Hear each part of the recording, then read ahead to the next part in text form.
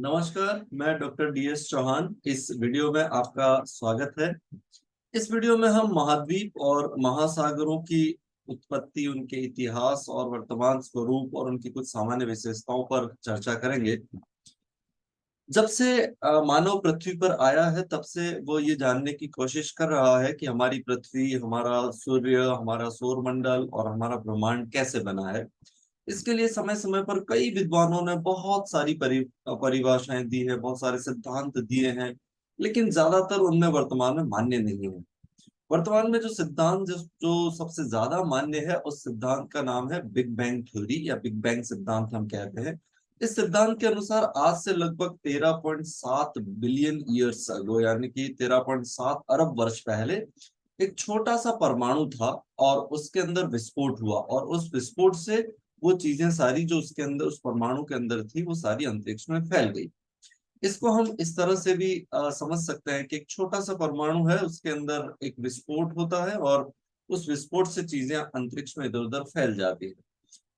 वो जो छोटा सा परमाणु था वो बहुत छोटा था, उसमें बहुत ज्यादा अनंत तापमान था और अनंत डेंसिटी थी, बहुत ज्यादा डेंसिटी उसके अंदर मौजूद थी। अब ये सारा जो पदार्थ अंतरिक्ष में फैला, उसी पदार्थ के वापस इकट्ठा होने से हमारे सारे तारे बने हैं। तारों के समूह को हम आकाशगंगा कहते हैं, और वो उन्हीं आकाशगंगा में से हमारा सूर्य एक है, और उसके चारों तरफ चक्कर लगाने वाले हमारी पृथ्वी एक ग्रह है। ये जो विस्फोट हुआ था, उसके बाद से लेकर ब्रह्मांड हमारा लगातार विस्तार हो रहा है, यानी कि एक दूसरे से ये चीजें दूर होती जा रही है। ऐसा हम वर्तमान में मानते हैं, और ऐसे कई सारे एविडेंस भी हैं जो ये कहते हैं कि ये जो हेवनली बॉडीज है, आकाशीय पिंड है, ये एक दूसरे से दूर जा रहे हैं। जब ये विस्फोट हुआ और उसके बाद वो सारी चीजें जो अंतरिक्ष में फैली थी, उन्हीं चीजों के वापस इकट्ठा होने से सूर्य बने हैं। और उसके बारे में हम ये मानते हैं कि ये हमारे जो तारे हैं वो सारे सूर्य ही है, जिसमें से एक तारा हमारा सूर्य है, जो हमारे सौर परिवार का मुखिया कहा जाता है। इन तारों की उत्पत्ति 5 से 6 बिलियन वर्ष पहले हुई होगी, ऐसा हमारा मानना है। तारों में बेसिकली हाइड्रोजन गैस होती है, वो जलती है और वो हीलियम में बदल जाती है, ऐसा हमारा मानना है वर्तमान में। तो ये जो तारे 5 से 6 बिलियन वर्ष पहले बने हैं, उसके बाद इस पूरे प्रोसेस को अगर हम समझें तो वो कुछ ऐसा है कि विस्फोट हुआ और उसके बाद वो सारी चीजें इधर उधर फैल गई थी। वो जो फैली हुई चीजें हैं वो वापस इकट्ठा होने लगती है। कोई बड़ी चीज, दो इधर उधर उड़ रही है चीजें, तो एक बड़ी चीज के पास कोई छोटे कण आता है तो वो उसके अंदर मिल जाता है, ऐसे होते होते फिर वो बड़े बनते जाते हैं। तो इस तरह से ये सारे तारे बने। तारों के समूह को ही हम आकाशगंगा कहते हैं। जैसे हम हमारे जो भारत के अंदर ऐसी आकाशगंगा नाम दिया गया है, एरावत पथ भी हम कहते हैं, इंग्लिश में मिल्की वे भी कहते हैं। तो वो एक आकाशगंगा है जिसमें सूर्य एक तारा है, उन करोड़ों अरबों खरबों तारों में से। और उस सूर्य के पास में 8 ग्रह इस तरह से चक्कर लगा रहे हैं, उनको हम ग्रह कहते हैं, और पृथ्वी उसमें से एक है। और वो सूर्य से अगर हम दूरी देखें तो तीसरा ग्रह है। तो सूर्य बनने के बाद जो मटेरियल शेष रह गया था, उस मटेरियल से फिर ग्रह बने और पृथ्वी उसमें से एक है। पृथ्वी बनने के बाद भी कुछ मटेरियल उसके आसपास भी बच गया था, उसके इकट्ठा होने से उपग्रह बने, जैसे पृथ्वी का उपग्रह चंद्रमा है जो प्राकृतिक उपग्रह है।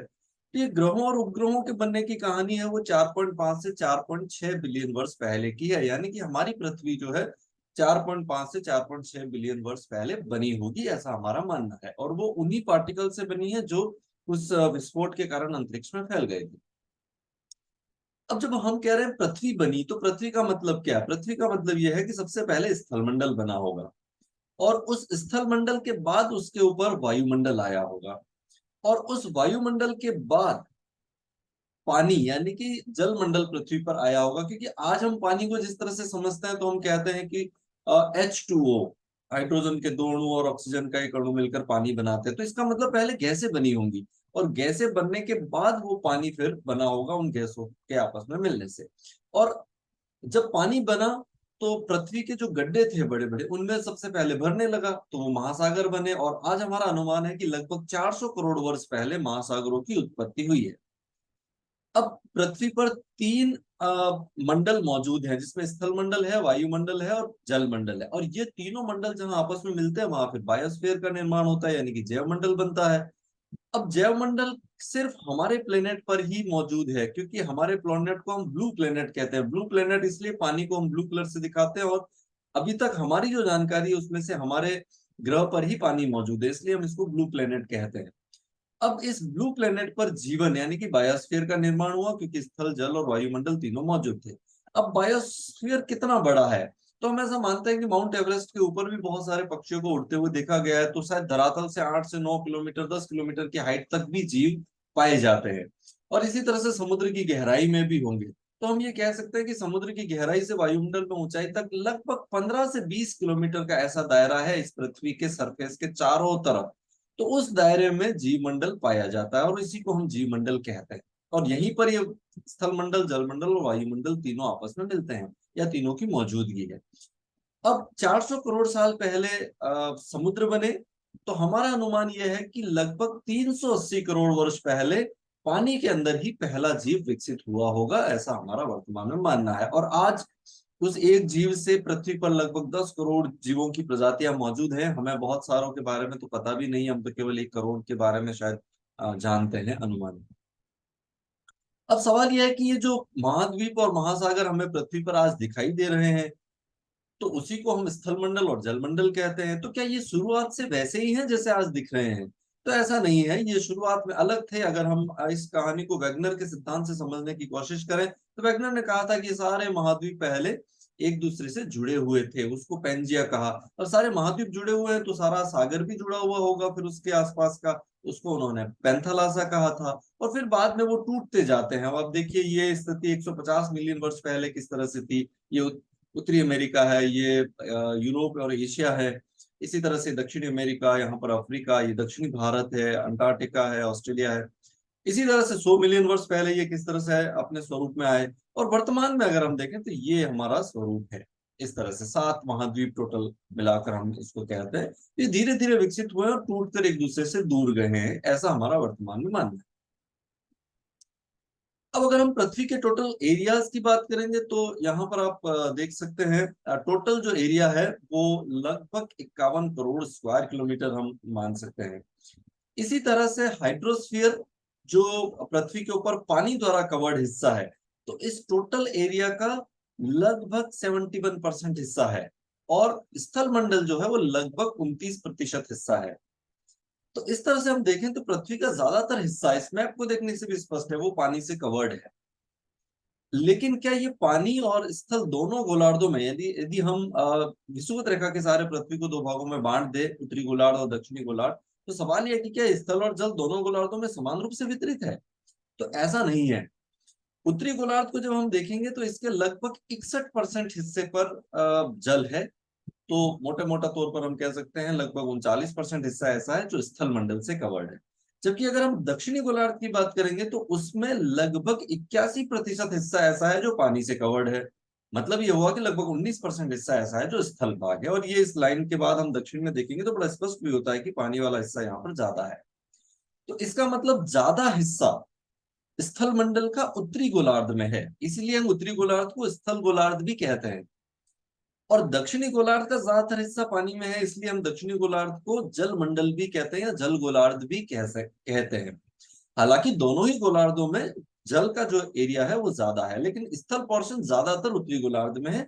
नॉर्थ सदर्न हेमिस्फीयर में या दक्षिणी गोलार्ध में वो कम है। अब ये जो पृथ्वी की ऊंचाई और समुद्र की गहराई है, उसको अगर हम एक कर्व के द्वारा शो करेंगे तो वो यहाँ दिखता है। आप देखिए पृथ्वी का हाईएस्ट सबसे ऊंचा हिस्सा है माउंट एवरेस्ट, जो कि 8,848 मीटर है, और वो यहाँ है हिमालय में, चाइना और नेपाल के बॉर्डर पर। जबकि सबसे गहरे स्थान की बात करेंगे तो वो मेरियाना खाई है, जो कि 11,022 मीटर गहरी है, और वो यहाँ पर है उत्तरी प्रशांत महासागर में, फिलीपींस के पास में। हालांकि ये जो डेटा है वो थोड़ा वेरी करता है, अलग अलग रेफरेंस में वो गहराई कितनी है, लेकिन हम लगभग 11 किलोमीटर गहराई तो मान सकते हैं। वो सबसे गहरा स्थान है पृथ्वी पर समुद्र में।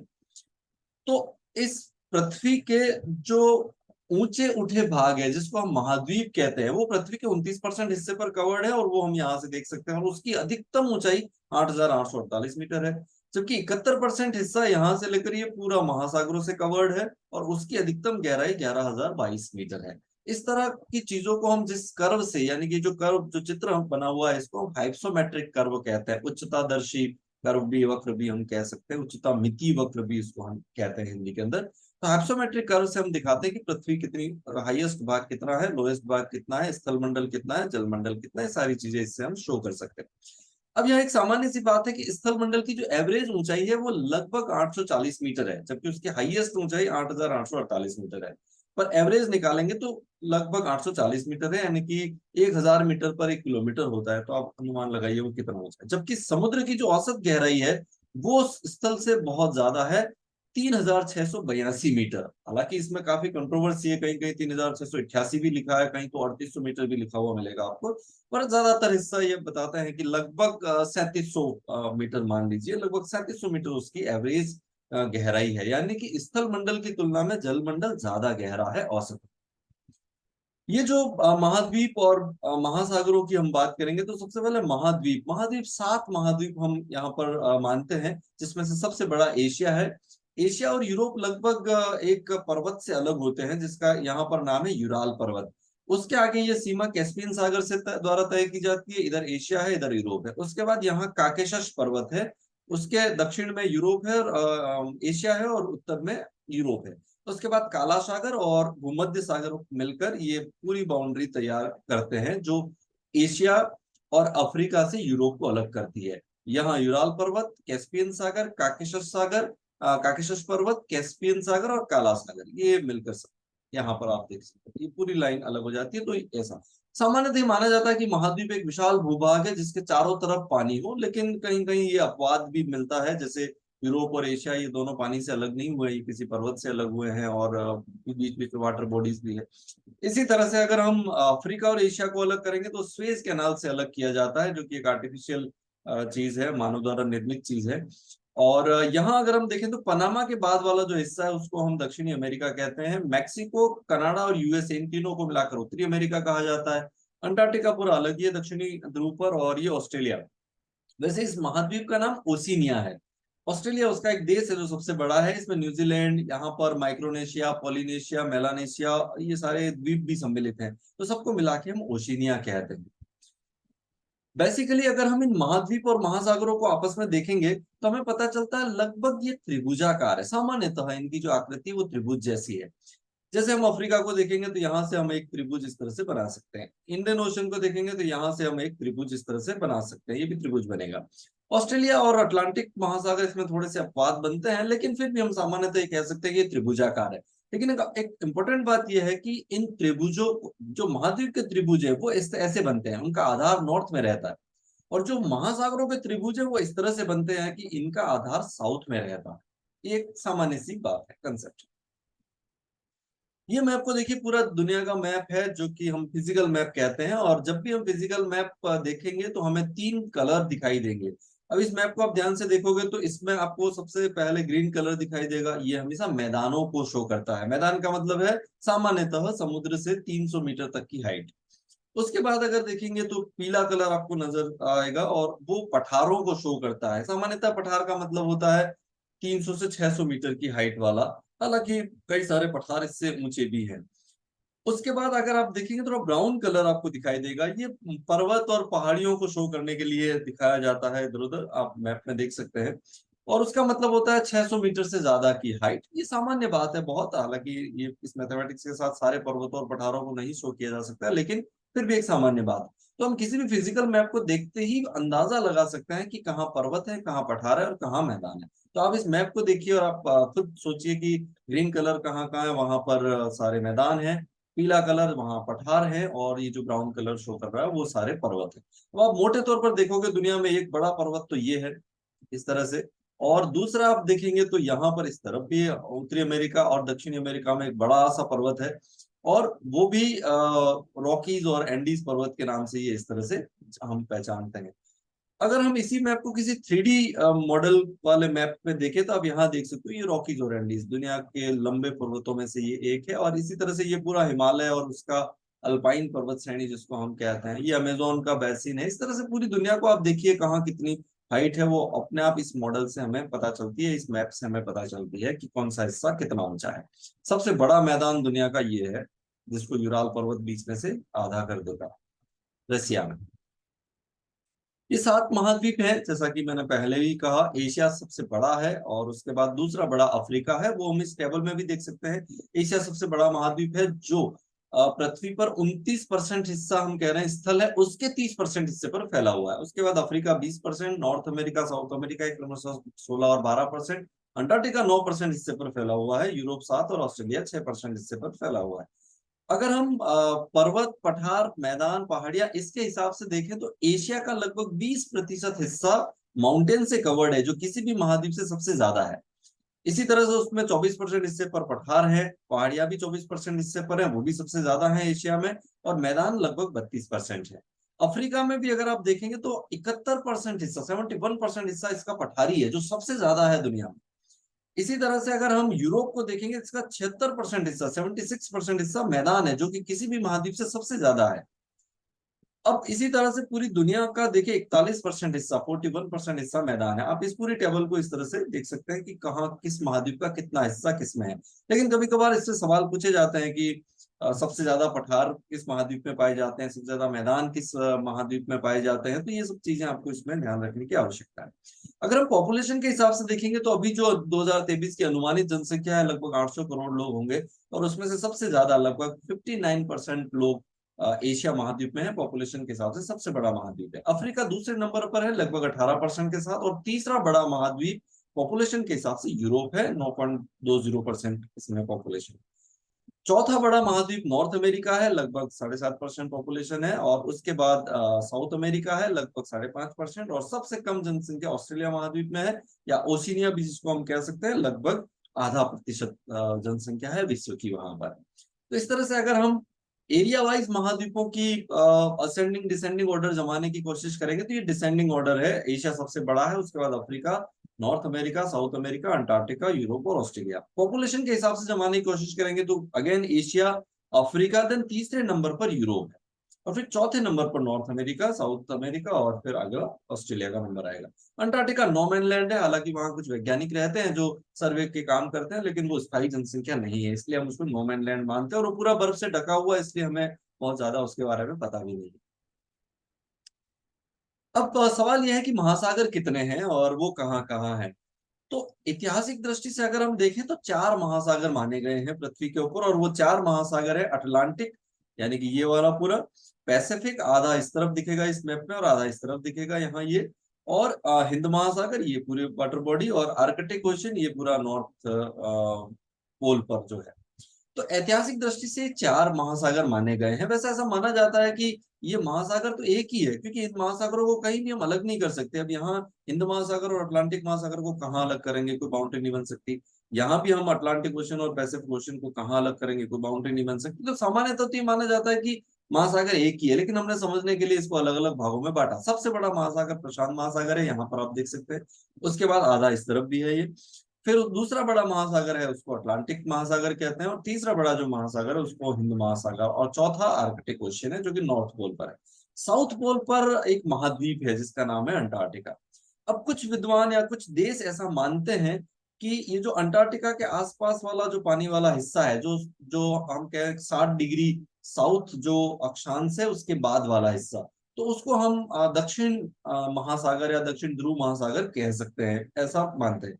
लेकिन यहाँ 66 डिग्री 60 डिग्री के हिसाब से हम कहाँ अलग करेंगे, और ये जो अक्षांश से 60 डिग्री, वो तो एक काल्पनिक रेखा है, कोई फिजिकल चीज तो है नहीं, मैप पे खींची गई है, तो उसके हिसाब से हम इसको कहाँ अलग करेंगे। तो यहाँ हम एक लाइन खींच के इसको अलग करें, उससे तो ज्यादा बेहतर ये है कि उत्तरी हिंद महासागर, ये दक्षिणी हिंद महासागर है, या उत्तरी अटलांटिक महासागर है, ये दक्षिणी अटलांटिक महासागर है, ये उत्तरी प्रशांत महासागर है, ये दक्षिणी प्रशांत महासागर है। इस तरह से इसको सॉल्व करना ज्यादा बेहतर माना जाता है। लेकिन फिर भी कुछ देश ऐसा मानते हैं कि ये अंटार्कटिका के चारों तरफ जो पानी वाला हिस्सा है उसको हम 5वां महासागर मान लें। लेकिन ये बहुत ही कंट्रोवर्शियल एस्पेक्ट है। अगर हम एनसीईआरटी की जो पुरानी किताबें हैं उसमें भी देखें तो यहाँ उन्होंने कुछ नहीं लिखा है, देखिए, और अपने लिटरेचर में भी वो लिखते हैं कि there the 4 major oceans are Pacific, Atlantic, Indian और आर्कटिक ओशियन है। उसके बाद उन्होंने 2022-23 में किताब को रिवाइज किया, और फिर वहां पर उन्होंने यहाँ सदर्न ओशियन लिख दिया, और यहाँ पर वो अपना लिटरेचर बदल के 5 महासागर कर दिया है। लेकिन ये अभी भी बहुत कंट्रोवर्शियल मुद्दा है कि पांचवा महासागर माना जाए या नहीं माना जाए। ज्यादातर देश इसमें अपनी सहमति नहीं देते हैं। जैसे कि एक और एविडेंस के रूप में हम देखें तो यहाँ एक फिजिकल ज्योग्राफी या लैंडस्केप एप्रिसिएशन जो कि डेरल हैस ने लिखी, उन्होंने भी इस चीज को बड़े क्लियरली यहाँ मेंशन करके बताया है कि जो महासागर है इनको प्रिंसिपल है, इनकी तो चार भागों में ही बांटा गया है। इस मैप में भी उन्होंने बताया है, यहाँ पर आप देख सकते हैं अटलांटिक ओशन है, प्रशांत महासागर है, हिंद महासागर है, और यहाँ कुछ नहीं लिखा उन्होंने। और इस मैप में यहाँ पर भी लिखा है कि चार प्रिंसिपल ओशन यहाँ पर मौजूद है। और वो आगे यहाँ पर लिखते हैं भी है कि ज्यादातर देश पांचवें महासागर के अस्तित्व को नहीं स्वीकार करते हैं और नहीं मानते हैं। तो ये ऑलवेज कंट्रोवर्शियल मुद्दा है। खैर जो भी हो, महासागर हम मोटे तौर पर तो चार भागों में ही बांटते हैं। पर्सनल मैं अपना व्यू अगर करूं तो मुझे भी ऐसा लगता है कि 60 डिग्री देशांतर जो है, ये सॉरी अक्षांश जो है, वो अक्षांश एक काल्पनिक रेखा है और उसके सहारे आप किसी महासागर को नहीं डिवाइड कर सकते। तो मेरा भी ऐसा मानना है कि यहाँ एक दूसरा महासागर माने उसकी बजाय इसको हम दक्षिणी हिंद महासागर माने, इसको हम दक्षिणी अटलांटिक महासागर माने, और इसको हम दक्षिणी प्रशांत महासागर माने, यही ज्यादा ठीक होगा मेरे हिसाब से। हालांकि ये एक कंट्रोवर्शियल मुद्दा है। तो हमने यहाँ सामान्य विशेषताओं के बारे में बात की। आपने मेरा वीडियो देखा उसके लिए बहुत बहुत शुक्रिया। आगे हम किसी और वीडियो में फिर मिलेंगे, तब तक के लिए थैंक यू।